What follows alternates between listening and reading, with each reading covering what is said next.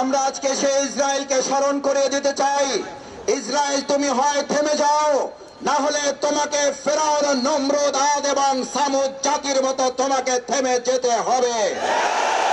ইসরায়েলের আজকের এই হুঙ্কার, নেতানিয়াহু যেটা বলেছে অহমিক এবং দম্ভ করে, এটা শেষ নয়, এটা শুরু মাত্র। আর আমরাও ঘোষণা করছি, এটা তোমার আক্রমণের শুরু নয়, এটা তোমার ধ্বংসযাত্রার শুরু করেছে তুমি।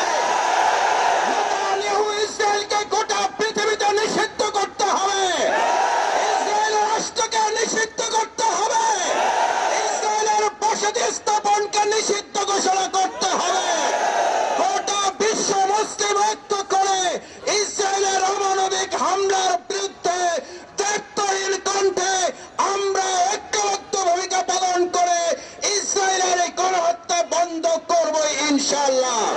সংগ্রামী ভাই এবং বন্ধুগণ, আমরা ত্যাগহীন কণ্ঠে বলতে চাই, চুক্তি লঙ্ঘন করার পর রাসূল করিম সাল্লাল্লাহু আলাইহি সাল্লামের মক্কা বিজয় নির্ধারিত হয়েছিল। আজ ইসরায়েল চুক্তি ভঙ্গ করেছে, ফিলিস্তিনের বিজয় নির্ধারিত হবে। আমরা সেই বিজয়ের জন্য ফিলিস্তিনি ভাই বোনদের পাশে দাঁড়িয়ে মক্কা বিজয়ের মতো চুক্তি ভঙ্গকারী তৎকালীন কাফির মুশরিকদের ধ্বংস যেমন জাতি